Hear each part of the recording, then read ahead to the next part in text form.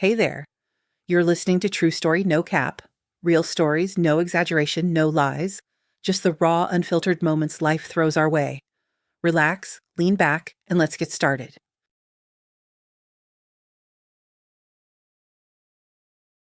The air was filled with a fragrance that rumor had christened luxury. It was subtly light, full of pride, and at the same time weightless. In this captivating scent, skilled masters had blended the warmth of wood, the tenderness of vanilla, and a barely perceptible hint of tropical flowers. To recreate such a smell at home seemed impossible. Only exquisite hotels, expensive restaurants, or boutiques of famous brands smelled like this. I could just stay here in this armchair, Marissa said dreamily, watching the bubbles dance in her champagne glass. In moments like these, you start believing the whole world revolves around you. About the whole world, I'm not sure, but that sales assistant certainly does. Lola nodded towards the shop employee. Meanwhile, the assistant approached the friends, carrying several dresses on her arm. I'll go try them on. Marissa placed her half-finished champagne glass on the table and disappeared behind the fitting room curtain. The attentive employee helpfully held the hem of Marissa's own skirt, eager to please the client in every way. When is the celebration? Lola asked, elegantly crossing one leg over the other. Oh, in just a couple of days, came the reply from behind the thick fabric. One of Ron's friends proposed to his lady, and they decided to make it official. You know, American style. There'll be a cocktail party, fireworks, live music. He rented a gorgeous villa out of town, with a pool and garden just for it. Basically, I want to show up there with Ronnie looking my absolute best. I wish I lived like that, Lola sighed, finishing her glass. If they're spending this much on an engagement, what will the wedding be like? Marissa pulled back the curtain with a rustle and emerged from the fitting room, dressed in a sequined dress with an open back. The sales assistant immediately began showering the girl with compliments on her choice. Lola, however, critically surveyed her friend and frowned. There were still plenty of dresses hanging on the rack. There was absolutely no need to rush. After 2 more glasses of champagne, the friends finally left the shopping center with their purchases and headed towards the parking lot, waiting for a taxi. Marissa had married a promising man about 6 months ago. Ron held the position of director of a prestigious car dealership. Marissa was not at all shy about telling her friends how she had taken her husband from an unremarkable nurse. As soon as their relationship was legalized, she herself quit her job and began contemplating ideas for her own small business. She felt no shame for her actions. In her view, she had simply taken from this gray mouse what had, by ridiculous chance, ended up next to him. Lola listened, but she wasn't in a hurry to repeat Marissa's feats. She believed in the unseen law of retribution and preferred to achieve everything herself. Now, for the shoes. That's in a different boutique. I called them. They promised to hold them until I arrive. So we need to... Marissa's lively chatter suddenly broke off. Need to what? Lola looked up at her friend and only then noticed that she had frozen, staring somewhere into the parking lot. The girl turned around. By an expensive black car, a driver in a perfectly white shirt and dark trousers was helping a short woman in a light dress put shopping bags into the trunk. Then he opened the back passenger door for the lady, who was clearly very wealthy. Marissa, what's wrong? Lola waved a hand in front of her friend's face. Hey! Marissa shook her head, squeezed her eyes shut.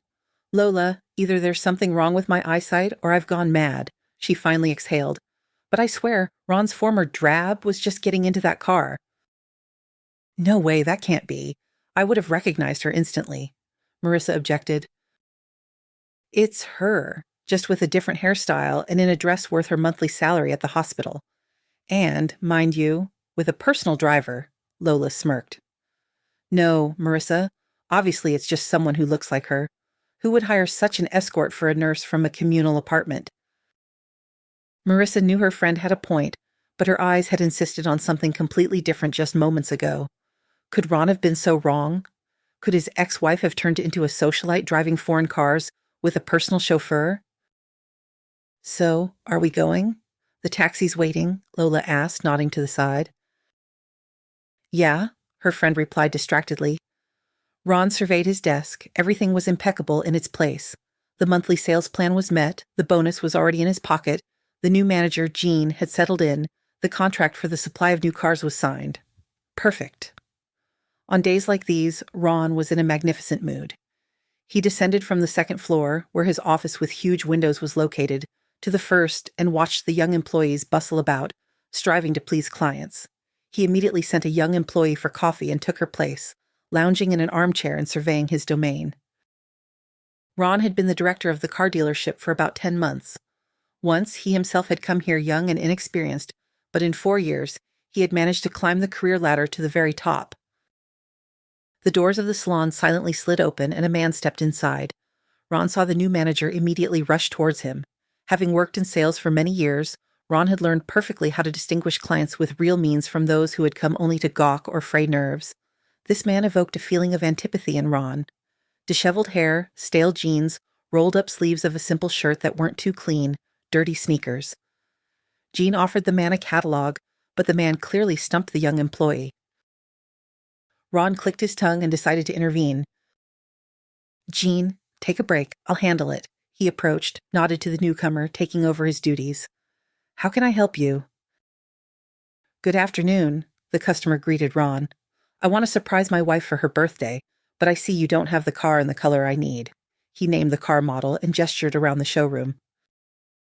Ron recalled that the specified color was only available for the car in the top configuration, and it cost significantly more. Such cars were brought in exclusively by special order. "Unfortunately, it's not in stock, but it can be ordered. If you make an advance payment of 30% of the cost, the waiting time is about 3 weeks. The director narrowed his eyes, again assessing the customer. "No, that won't work. It's too long. What if I pay the full amount right away? Would it be faster?" Ron was astonished, but outwardly showed no sign of his true feelings towards the visitor. "Of course, it's possible, but in that case, full prepayment is required." He stretched his lips into a strained smile. "Then we'll deliver it in 5 days. We need to draw up a contract." Ron waved his hand, and Jean obligingly placed a folder with papers in his palm. The director of the salon handed the contract to the customer. He scanned the lines, turned the page, and then asked, "It says here that in case of any problems with the car at the time of its transfer to the buyer, you are not responsible for it?" "Yes, those are the terms for expedited delivery," Ron confirmed. "Are you offering me to buy a pig in a poke?" The customer closed the contract, shook his head in dissatisfaction, and returned the papers to the man standing before him. "Thank you, but I'll look for a gift from my wife elsewhere. Good day." He turned and headed for the exit. Ron rolled his eyes and, clearly believing he wasn't heard, muttered, "Coming from their village." The man paused for a moment in the doorway, but then left the car dealership building. "Remember, Jean," Ron thrust the unnecessary contract into the employee's hands, "don't even waste your time on people like that. They have no money, but their demands are sky high, and call the cleaner or something to wash the floors here after him." That evening, Ron picked up his wife. Marissa and Lola had spent the whole day together, preparing for the upcoming social event. They had talked, laughed, and made many purchases. The couple's favorite pastime was gossiping about acquaintances. "I swear on my new shoes it was your ex-wife," his wife declared confidently. Ron listened with interest, but he grimaced and waved it away dismissively. Where would she get the money for shopping sprees and business-class taxis? "Please. I won the apartment in court. That chicken will certainly never become a chief physician. All she has left is a communal room and a suitcase of old rags." "What if she inherited something?" Marissa suggested. "Did you see them in Dunino? Her mother and father live in a one-room apartment on the outskirts. Her grandmother signed over her room to her when she was 15. Her niece hasn't been mentioned in ages. In short, it definitely wasn't Alice. Calm down." Marissa leaned back in her seat with a certain satisfaction. Her husband's words calmed her. The thought that her ex-wife, whom she considered a nobody, could afford to buy shoes in boutiques, stung her. "No, she can't, period."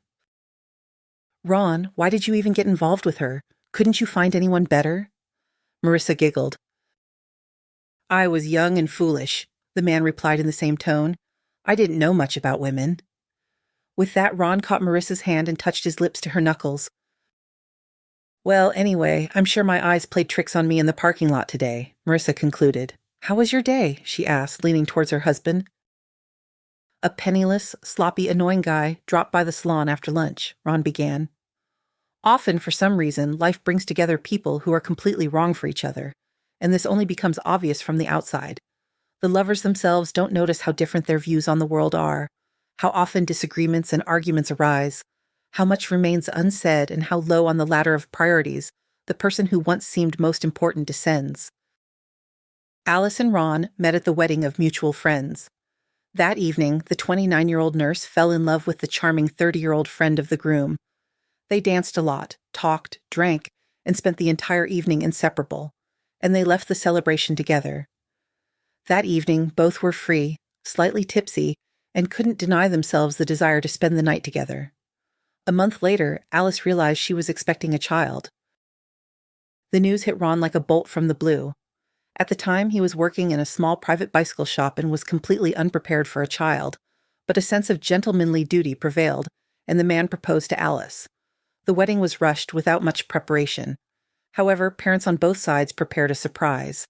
This gift was almost enough to buy a spacious new 2-room apartment. True, the young couple took out a loan for the remaining part, but that seemed like a trifle, as neither of the future parents had decent housing of their own. Ron rented a modest 1-room apartment. Alice lived in a room in a communal apartment inherited from her grandmother. In short, they weren't exactly living the high life. It was difficult for both of them to change their accustomed single lives to family life, but Alice loved Ron blindly and therefore forgave his harshness, rude words, and unfulfilled promises. Fate had its own plans for this union. In the 4th month of her pregnancy, Alice lost the baby. The woman herself was saved. She spent about a week in the hospital, but no one could give a clear reason for the tragedy, although the girl herself dreamed of becoming a mother and cried bitterly into her hospital pillow at night. Ron, however, seemed not too upset. On the contrary, he sighed with relief. After all, he had completely different plans. "We'll have children later," Alice said as she and her husband sat down for dinner. "My dear, why children now? You almost killed yourself the first time and you want to repeat it?" Ron busied himself with his fork, not looking at his wife. "Let's live. Wait. Get on our feet. You should get thoroughly examined." Alice nodded sadly. She decided to listen after all. Her husband was saying sensible things. "You shouldn't jump into the deep end like a blind kitten. You need to calm down." 2 years flew by under this pretext. Ron was satisfied with everything. He had a working, convenient wife, and he could fully concentrate on building his career. So, after studying the car dealership market, he realized that wealthy people bought cars.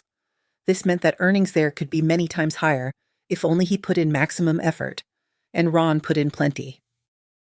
First, he became a senior manager, then deputy director. It was then that the man began to look at Alice with a certain disgust. After all, a dreary apartment always awaited him at home. Alice hadn't even changed her hairstyle once in the past 5 years. All she knew how to do was talk about hospital matters and her problems with having children. She'd been running to doctors for years, and in free medicine, even with connections, nothing happens quickly. He was tired of it. In the evenings, the man didn't even want to share a bed with his wife. Meanwhile, Ron started earning well. He bought himself a solid foreign car, bought increasingly expensive suits, and more modern gadgets. He quickly paid off the mortgage debt on the apartment, and women began to show him unambiguous signs of attention.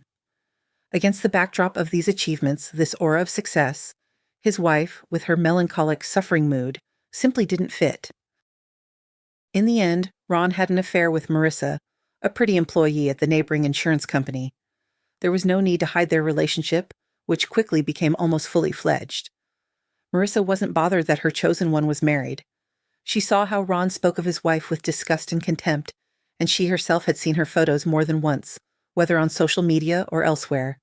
Boring, in a cheap sweater, with an eternal ponytail and a round face, pathetic and unremarkable. There was no need to specifically arrange a divorce.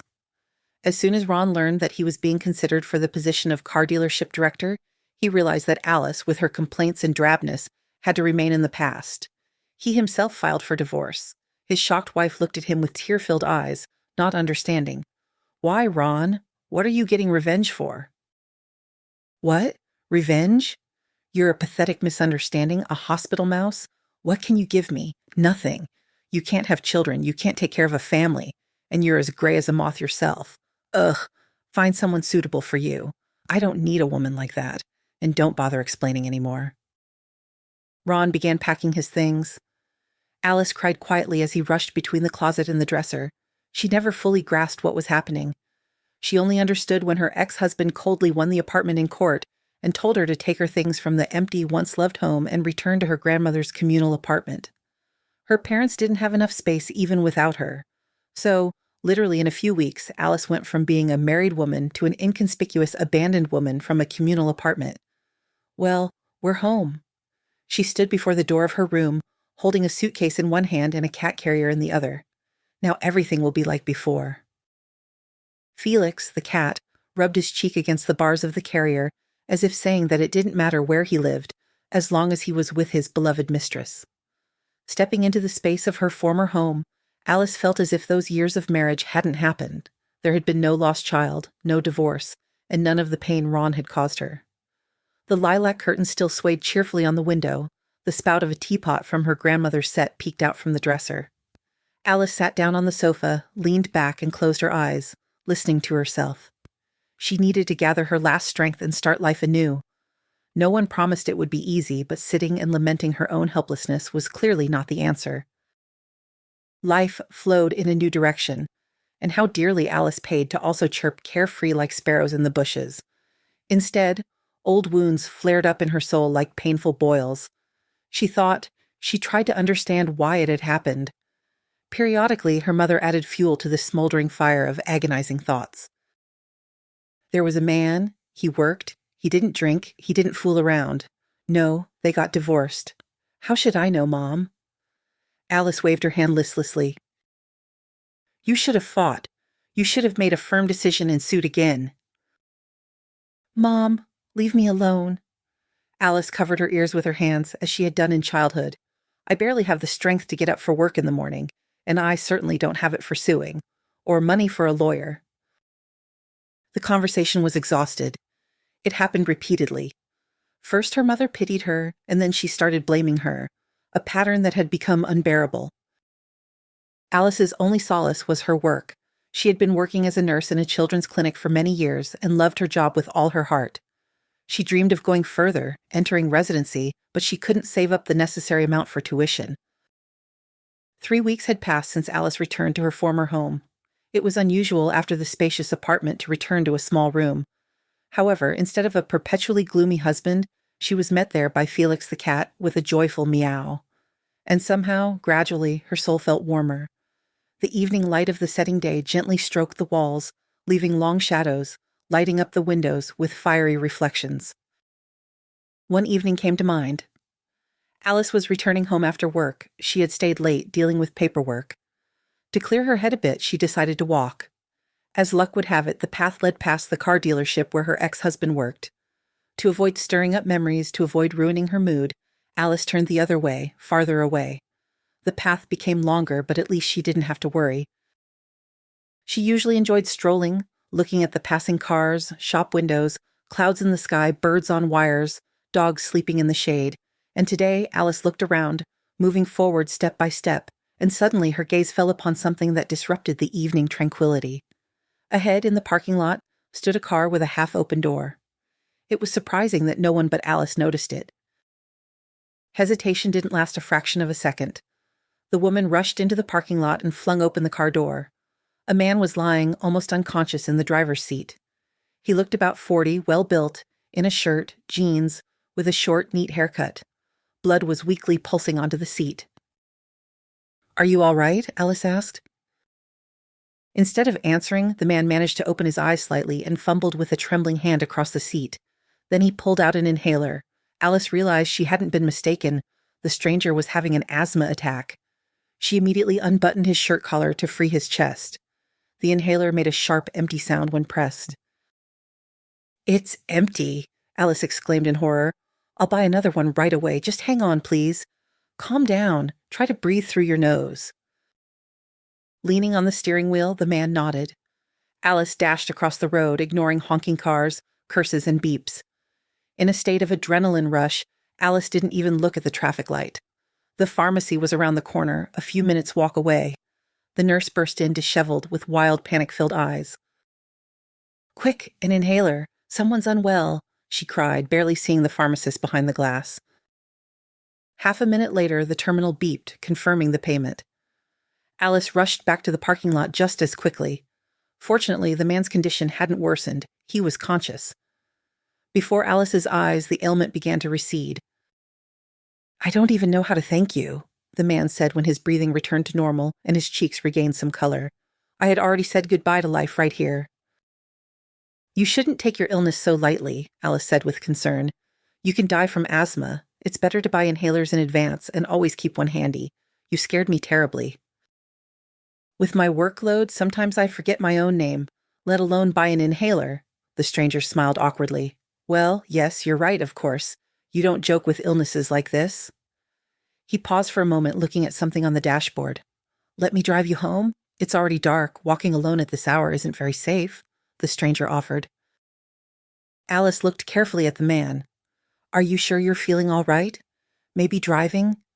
She looked him up and down, as if fearing another attack. "I assure you, I feel perfectly fine now, and am quite capable of turning the wheel and pressing the pedals," the car owner smiled. "Oh, I suppose I'll agree," Alice sighed and nodded. "But please go slowly." The car pulled out onto the street. Alice suddenly understood why she had agreed. She didn't feel completely well herself. Suddenly, the man slapped his forehead, so sharply that the woman even flinched. "In the passenger seat? You saved my life and I didn't even ask your name." The driver turned to her. "What can I say? A gentleman indeed." Alice smiled and gave her name. "Very nice to meet you. I'm Ethan," the man introduced himself. "Are you really a doctor?" "A nurse," Alice corrected. "I was just coming home from work when I stumbled upon you."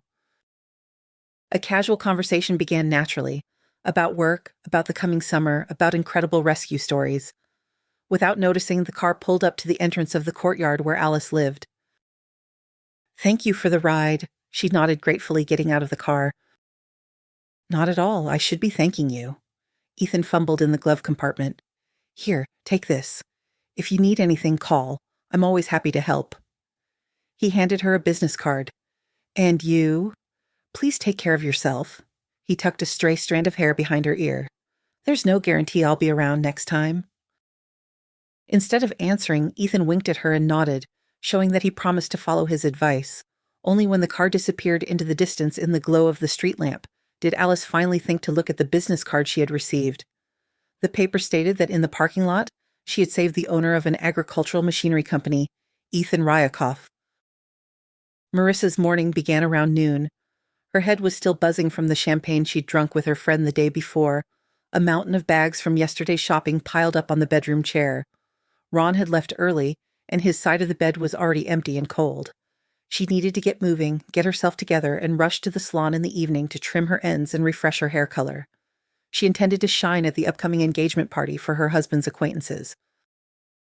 Within half an hour and 2 fizzy hangover tablets, there was no trace of the headache. Marissa sat at the kitchen bar counter on a high stool, drinking coffee and waiting for the fabric mask on her face to work its magic. "I should check the news on my laptop. Find out who Ronnie's friend is and for whom he's thrown such a party," the woman muttered to herself, clicking the mouse. A few clicks, and the internet obligingly opened the page of a young man named Michael Bykoff. Studying the contents, Marissa realized that he and Ron had studied together at university and had started actively communicating again after Michael's recent car purchase at Ron's dealership. Michael had his own PR agency, as evidenced by the photos in the business album. Marissa scrolled further and came across the young businessman's fiancée, Samantha. "Well, not bad. Interesting," Marissa commented to herself, looking at the miniature blonde in the photo. "I'll have to pretend I know something about her." The mouse clicked again, scrolling through new virtual frames, and then a site opened up that she had not expected to see. Another photo, apparently taken in an expensive restaurant, showed Michael with his fiancée, an unfamiliar older man, and Ron's ex-wife. Marissa first peered closely, squeezed her eyes shut tightly, shook her head, and looked at the laptop again. Nothing had changed. The photo remained just as bright, and Alice in it was just as cheerful and beautiful. Marissa thought for a moment that the photo was old, taken before Ron's marriage.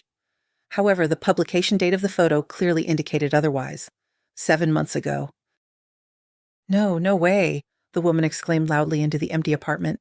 This cannot be. For about 10 minutes, Marissa was in a state of shock. She would look at the photo, then close it. An experienced eye assessed Alice's dress, her jewelry, and her hairstyle and makeup. All of this was clearly beyond the means of a poor nurse. In the end, the apartment's owner tried to find out something about the man who was gently putting his arm around Alice's waist in the photo. But there was no tag on the picture, and Marissa couldn't find anyone similar among Michael's friends. Curiosity and anger grew. At first, the woman grabbed her phone and was about to call Ron, but she thought better of it just in time. Her hysteria was unlikely to please her husband. The man disliked conversations about his ex-wife and past life, especially now that he held a high managerial position. But curiosity continued to gnaw at Marissa. Her pride was wounded. It didn't matter that she had taken her husband, not at all. But looking worse than yesterday's ragamuffin, the former insurance worker, was truly unbearable. A small freckled boy sat on his grandmother's lap, listening as she quietly read him fairy tales from a colorful book. This touching scene unfolded right in the clinic corridor. Children in the waiting room were fussy, but the grandmother and grandson seemed not to notice any of it, sitting in the corner on a worn couch, immersed in their magical world. "Alice, are you here?" someone called from behind. Having been lost in thought, the woman instantly shook off the blissful drowsiness that had enveloped her. "Are you all right?" Tara, her colleague, peered into Alice's face. Yes, sorry." The woman finally cast off her dreamy mood and turned to her colleague. "Did you need something?" "Yes." Tara impatiently tossed her head. "My husband's on the phone, we're buying last-minute tickets, no time to wait at all, and Mrs. Leonard needs a medical chart urgently. Here. I can't find it. Registration said some of the shelves weren't put back after the rearrangement, and they're in the storage room downstairs near the trauma center. Be a dear, Alice, help me out. Find that cursed chart for Mrs. Leonard." Tara thrust a piece of paper with the name on it into her hand and made a pleading face. "Okay, but you have to treat me to candy later," Alice agreed. "I'm on break anyway." Tara beamed and happily fluttered away, discussing something heatedly on the phone. Alice decided not to waste time at registration and immediately went to look for the medical chart in the hospital storage room. The trauma center was on the first floor, but had a separate entrance. Alice quickly circled the building and found herself near the trauma center, where on one side was the reception room and on the other, the X-ray room. The corridor wasn't empty. Several people were sitting in line, a high school boy with a bandaged arm, a man about 40 pressing ice to his left palm.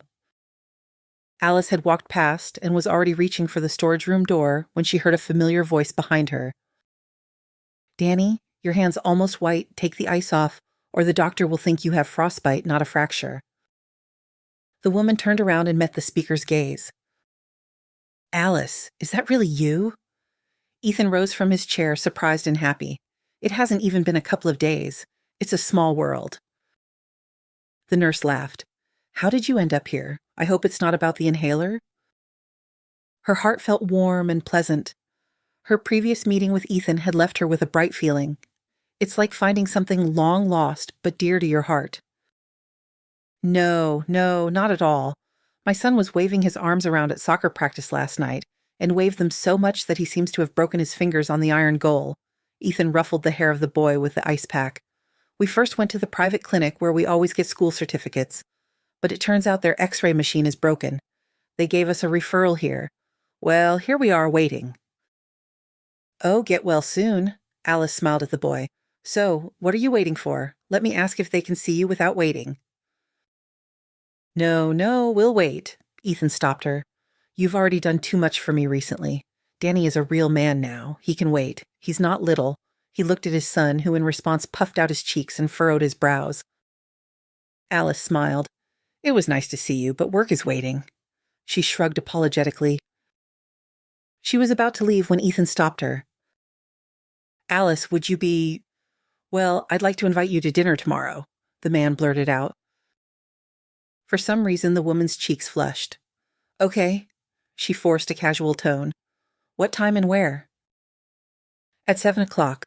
Let's meet at the main entrance of Northern Park. We'll decide from there," Ethan replied. "All right, well, see you then." Alice awkwardly extended her hand to say goodbye. "See you tomorrow." Ethan also awkwardly but gently squeezed her hand. The medical chart for the necessary patient was found surprisingly quickly. Alice tried hard to focus on work, but her heart kept singing.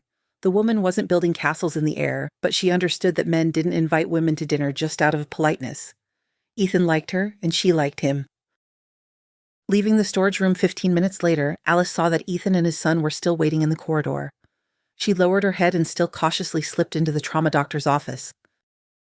"Dr. Leo," Alice addressed the elderly doctor. "There's a boy in the corridor with broken fingers. A friend's son. Please see him as soon as possible and do everything perfectly, please. I'll thank you. I won't forget." "Alice, why didn't you say anything?" The doctor looked up from his papers and waved his hand. "Of course we will. Call them in." Alice went out and nodded towards the office door for Ethan and Danny. The man looked at her gratefully and hurried in with his son for the appointment. "What a strangely wonderful day," Alice said to herself when she was outside again. It seemed to her that the sun was shining brighter, the flowers in the hospital flower bed were more lush, and the air was suddenly filled with the scent of hope and pleasant anticipation. That summer evening on the restaurant terrace by the pond in the park, Alice learned that this delicate man was a 30-year-old widower raising his son alone. Alice felt awkward asking her new acquaintance about his work, and he himself didn't talk about managing a huge enterprise for a long time. Although the woman understood that she was being courted by far from a young student, she didn't fully realize how wealthy Ethan was. But it didn't matter to her, because next to him she felt as if she were floating. Danny didn't accept her right away, but when he did, Alice felt that her dreams of having children had suddenly come true. She liked walking with the boy, holding his hand, buying sweets, praising him, or telling him stories. Ethan would just smile quietly at such moments, watching how quickly the people dear to him found common ground. 4 months flew by like this. Despite her beloved's persuasion, Alice didn't agree to move into his luxurious apartment, although she often stayed over. Ethan spoiled her with gifts, gave her flowers, but having been burned once, Alice still felt scared deep down of completely losing her personal space. But when Ethan proposed to her in a restaurant right at his cousin's birthday party, Alice finally gave in. With tears in her eyes, she said, "Yes." There were many congratulations, photos for memory, but the happy woman's eyes shone brighter than any jewelry. "How can I lose the one who saved my life but took my heart?" Ethan whispered in her ear as they danced in the dim light of the banquet hall. In winter, a quiet but elegant wedding took place, attended only by the closest people. After that, Ethan took his wife to the Azure Coast, leaving his son in his grandmother's care. Alice secretly couldn't believe her happiness, as if she had stepped into a fairy tale. Superstitious, she carefully guarded her new happiness and didn't elaborate on the details, although her friends, mother, and former colleagues all asked her about it. And why former? Ethan helped her get a job at a prestigious private children's clinic, where the pay was better and the attitude was better. At first, he wanted his wife to stay home and take care of herself, but Alice protested. She loved her calling and wasn't going to give it up. In the end, her husband paid for her residency so she could achieve greater heights in her career. Alice sold the communal apartment she had before marriage and put the money in the bank to earn interest as her husband advised. As for the cat, he moved in with Ron, Max, and their family, a friendly and happy one. For a long time, Alice didn't dare tell Ethan about her first marriage. It was awkward, painful, and somehow shameful. Chance helped. One evening, the couple was driving home and half listening to the radio in the car. The announcer was excitedly reporting the news that a gang that had been taking apartments from elderly people through various scams had finally been caught in the city. "Well, they're taking the last from the pensioners," Alice sighed, and then, not fully realizing what she was saying, she said, "How I sympathize with the poor old people. I was almost in the same situation myself." "Did someone take your apartment in court?" A surprised Ethan even turned to his wife. "And you didn't say anything?" "Well, it was my ex-husband," Alice stammered. "We were helped. Anyway, the apartment went to him alone. By law, the property should have been divided equally. Strange, very strange. In any case, I was unhappy in that apartment and was even glad to get rid of it." Alice smiled stiffly, trying to close the topic quickly. Ethan was silent for a moment, then asked about their plans for the upcoming weekend. "One less problem." Her husband smoothed his mustache. He always strove to act honestly and openly. That's how he conducted business, how he interacted with partners, how he raised his son. And what had happened in his wife's life, even before he came along, made his gut churn and compelled him to get to the truth. "What was I? You asked about the weekend," the man recalled. "Why don't you go shopping? Maybe buy a new dress?" Alice turned to her husband and looked at him disbelievingly. Ethan loved her. He was a caring and attentive husband. But something like this? Sending her shopping himself. "Oh, you're being secretive." She narrowed her eyes slightly. "I am," Ethan laughed, deliberately mispronouncing the word. "My perceptive one." "Are we going somewhere?" Alice guessed. "Yes," the man confirmed. "Mike finally asked his lady love to marry him. He wants to throw a party in 2 weeks. We're invited, of course, although I'd much rather just go to a bar with him than pretend to be social all evening." "Hey, why didn't we have an engagement party?" Alice joked. Ethan looked at her as if she had just thrown a wad of cash out the window.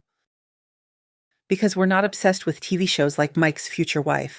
I bet she'll throw dinner parties and parties for any reason.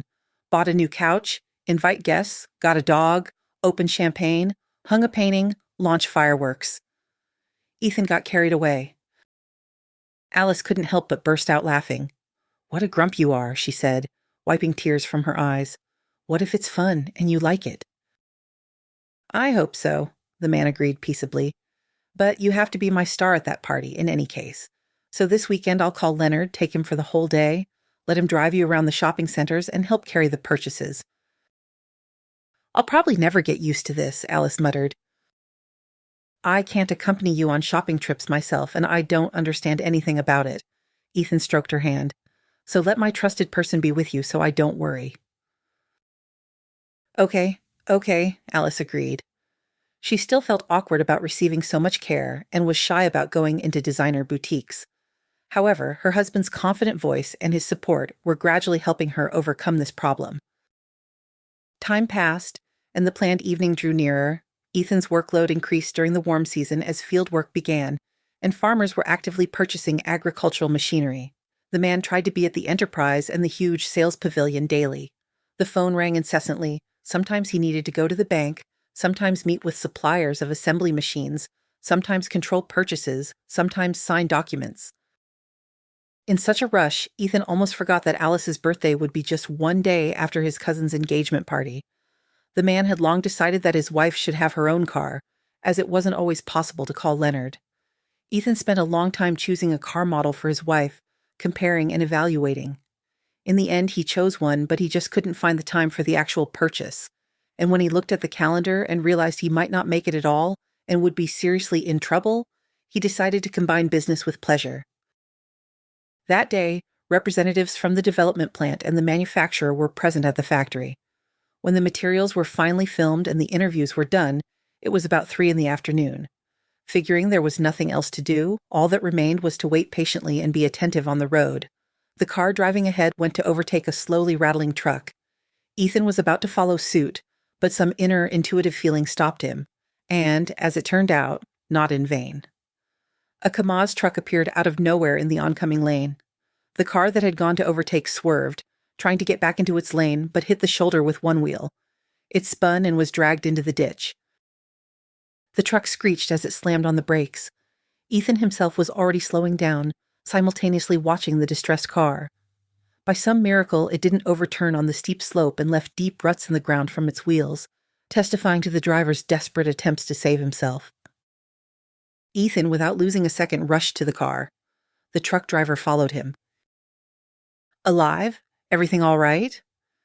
Ethan looked into the open driver's door window. A young man was sitting there. He was gripping the steering wheel so tightly that his knuckles were white, but fortunately, he was unharmed. In the passenger seat, a girl was pressing her palm to her nose. Crimson drops were dripping onto her t-shirt through her fingers. "Alive, thank God," the young man exhaled nervously. "Although it seemed like we weren't. The seatbelt saved us." "Did anyone break anything? Hit your head? I'll get the first aid kit now."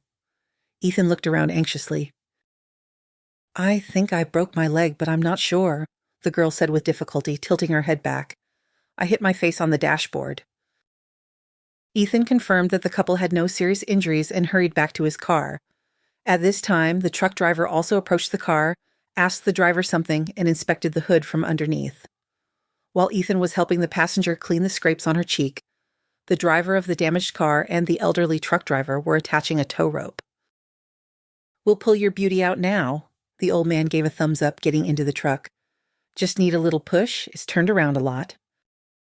After a couple of minutes, Ethan rolled up his shirt sleeves and began pushing the car from behind while the driver accelerated. Grass and dirt flew from under the rear wheels, staining his jeans and sneakers. Groaning with effort, the car awkwardly turned and slowly crawled after its tow vehicle. When it was back on the road and the hazard lights were flashing, the old man turned off his iron horse, detached the rope, and threw it into the back of the truck. "Well, off you go. Just drive slowly into the nearest workshop. Let them check the stabilizer links, brakes, and tires there," he instructed the young man who was thanking him. "Thank you so much." The young man shook the old man's hand. "It's nothing. Any decent person would do the same," he replied. "Would you like me to give you a ride to the city, if it's on the way?" he offered. The girl, calling out to the old man who was still being thanked, whispered something to him. He nodded in agreement. Everyone said goodbye and finally got into their cars. The friendly villager turned off at the next turn, signaling goodbye with 3 loud honks. Ethan followed behind the new acquaintances. They reached the city where the couple no longer needed escort or insurance. When Ethan dropped off his passengers and finally reached the car dealership building, it was almost 5 in the evening. The man looked at himself in the rearview mirror and even smiled slightly.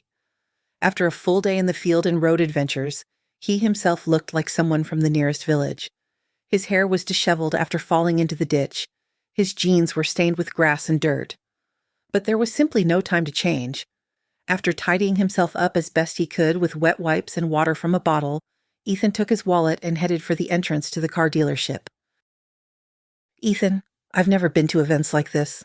I feel awkward," Alice whispered to her husband as they entered the gate at the given address. The country villa where the party was held truly looked like something out of a foreign film. White walls with stained glass windows, 2 floors, a well-kept yard with exotic plants and paths paved with white stone, a small garden, a lighted pool around which tables with buffet food and drinks were arranged. DJ equipment was piled up nearby. Twinkling strings of lights and lanterns stretched throughout the grounds, illuminating every corner. Arriving guests stood here and there with champagne glasses, chatting. Laughter could be heard. Men in trousers or jeans and shirts, ladies in evening gowns and heels. "You look the best here, stop it." Ethan took his wife's hand and pointed to her reflection in the window glass. A slender, petite brunette with a beautiful, slightly messy bun, wearing a white slip dress that accentuated her figure, and bright emerald green pumps complemented by an embroidered clutch of the same color, looked back at him. She looked at her husband gratefully and smiled. Together they headed towards the pool, where most of the guests had gathered. "You're late." Michael smiled warmly and hugged Ethan. "Alice, you look stunning." Michael's fiancée Samantha appeared beside him. "Give me your hairdresser's number later." The casual small talk was interrupted by a guest who approached Michael from behind. He turned around, said something, and then addressed Ethan and Alice again. "By the way, I've been meaning to introduce you to my cousin, my college buddy." Michael stepped aside, letting the approaching guests forward. Alice gasped and clutched her husband's arm. He, in turn, raised his eyebrows in surprise. The unspoken greeting hung in the air. "And this is my cousin Ethan, the owner of Russ Company, and his wife Alice," Michael continued. Suddenly, Michael's phone rang, and with a brief "excuse me," the host of the evening hurried away to answer the call. Samantha was immediately drawn away by a group of friends. When Michael returned a minute later, his guests were still standing there, staring at each other. "Did something happen while I was gone?" he asked. "We seemed to know each other," Ron replied grimly. He felt how Marissa had turned to stone beside him, and how the thin glass in her fingers was about to shatter from the tension. Ron recognized the demanding provincial customer in the guest standing before him, and could barely recognize his ex-wife and his companion. Marissa pursed her lips. She saw that Alice didn't look like a poor ragamuffin at all, and understood that she had thoroughly fallen into a puddle. After all, her worst fears had come true. Both Alice's dress and shoes were more expensive and of better quality, and the ring with the impressive stone on her ring finger spoke more eloquently than anything else. "You know each other? Wonderful. Then you'll definitely have something to talk about. and the host is urgently calling for me. Have fun and don't deny yourselves anything." Michael hurried to retreat. "Well, a wonderful evening, isn't it?" Ethan tried to diffuse the situation. He understood who was before him but didn't rush to show it. "Simply magnificent," Marissa hissed and nudged her husband's wrist. He winced, shifted from one foot to the other. The situation was becoming increasingly awkward. Fortunately for all four, someone behind the group awkwardly bumped into the string of lanterns, and it fell onto a table, taking a dozen glasses with it. The sound of breaking glass was heard. Taking advantage of the confusion, Ron and Marissa disappeared into another part of the yard. "If you want to leave, Ethan squeezed Alice's hand. "No," the woman refused. "I'm not going to indulge my ex-husband's ego." Ethan kissed his wife's cheek and hugged her, leading her to a table with drinks. Throughout the party, the couples kept their distance from each other and tried not to cross paths during contests or conversations with other guests. The party was fun, with dancing, prize draws, karaoke, and lots of jokes. In the midst of the celebration, Michael and Samantha announced that they invited all guests to the wedding as well. "Oh, it's so hot." Alice sat on the edge of a small fountain in the garden. "I never thought such expensive shoes could rub my foot so much. It hurts." Ethan knelt before her and helped her take off her shoe. "Yeah, that's a nasty blister." "Okay, I'll go get a bandage and some cold water and you just sit here for a bit." "And I won't go far anyway, with one shoe." Alice smiled and shrugged. The feeling of constraint after meeting Ron and his companion had almost left her. The woman relaxed, dipping her hand into the fountain basin. It was nearing midnight, and the party was soon to end with fireworks. "Relaxing?" Ron approached the fountain. "Let's say so." Alice looked at him warily. "Why are you here? I thought it was clear that we're not eager for each other's company." Inside her, everything tightened into a familiar knot, cutting off her soul from memories, but the woman forced them away. "Oh, come on, Alice." Ron smiled sickly and slightly drunkenly.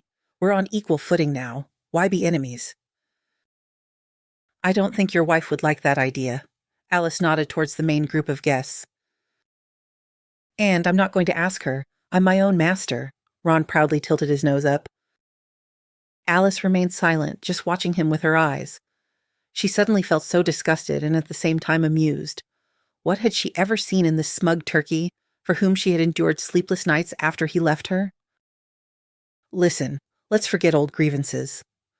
Ron came so close that Alice felt physically uncomfortable, and she instinctively moved away. Fortunately, Ethan was already hurrying towards them along the path. "What grievances are we talking about?" He stood so as to shield Alice. "Perhaps about you bribing the judge during the division of the joint apartment a year ago?" Ron stepped back and froze as if he had been stunned, and Ethan handed his wife a glass of water with ice and continued. "Or perhaps about you and your employees needing to learn the rules of sales ethics? About how to interact with clients who are not like you? So what specific grievances did you want to discuss with my wife?" I'll go. Excuse me," Ron mumbled. The alcohol he had drunk had turned the narcissist into a pathetic weed. The former car dealership director stumbled and hurried away. "What a pathetic scoundrel," Ethan sighed. "You should have taken your rightful half of the apartment. I have a reliable and very strong lawyer. He would have torn someone like that to shreds." "Ethan, no need." Alice placed her hand on his forearm. "I don't want to sink back into that swamp. Let him choke on that apartment. Life will punish him itself. And how did you find out about all this?" Ethan sat down beside her, smoothing a few stray strands of hair on Alice's forehead. "I told you I have a lawyer friend," he said, narrowing his eyes mysteriously. "I used my connections, talked to the right people, dug into the case, and he showed me photos." "I see," the woman said, looking sideways. "And what's this story about cars and sales ethics?" "Oh, just looking for a gift for your birthday," Ethan admitted. "A gift? At a car dealership? Wait, don't tell me that." Alice stared at her husband in astonishment, catching his meaning. "Tomorrow, all tomorrow," Ethan laughed, hugging his wife. "Leave me at least a little chance for a surprise." Clapping sounded above their heads, and the sky lit up with bright red and yellow flashes. Alice watched the fireworks, and it seemed to her as if they were coloring the night just for her, as if in those bright flashes her former self had burned away, fearful, timid, and dependent on the opinion of a man who had never loved her. After some time, for Alice's sake, Ethan also said goodbye to Michael and his fiancée, thanking them for the warm welcome. Her foot still ached from the uncomfortable shoes. Even the miraculously found bandage didn't help. "It still hurts to walk," Alice sighed, leaning on her husband. "It's okay, we'll get to the car now. I'll carry you in my arms if you want," Ethan smiled. Somewhere to the side, Marissa's gloomy, displeased face flashed, and next to her, Ron's stretched face. But Alice no longer cared about them. Ethan carefully opened the car door and gently settled Alice into the passenger seat. "I feel a little dizzy," she said. "You're deceiving me?" Ethan couldn't help but say. "Alice, why are you looking like that? My dear, you're suddenly feeling unwell. You've been drinking a lot of champagne for the past 2 weeks. You've gone off coffee, which is for the best, by the way." Ethan listed, smiling slightly. "It seems you've given yourself the main gift for tomorrow." Alice looked at him disbelievingly at first, then at her hands and her reflection in the rearview mirror. "How did I not feel it?" she murmured, and suddenly understood everything. Ethan immediately hugged his wife tightly, stroking her hair. "Let's go home, my joy," he said tenderly. The night city rushed past the car window, somewhere serene and already asleep, and somewhere still noisy and bright. Alice dozed off, resting her head on her husband's shoulder. But even in her sleep, a serene smile didn't leave her lips. Tomorrow would be a wonderful day, and after it, more and more. And each new dawn would be like this, when dreams slowly come true, and the hand holding yours belongs to a beloved and loving person.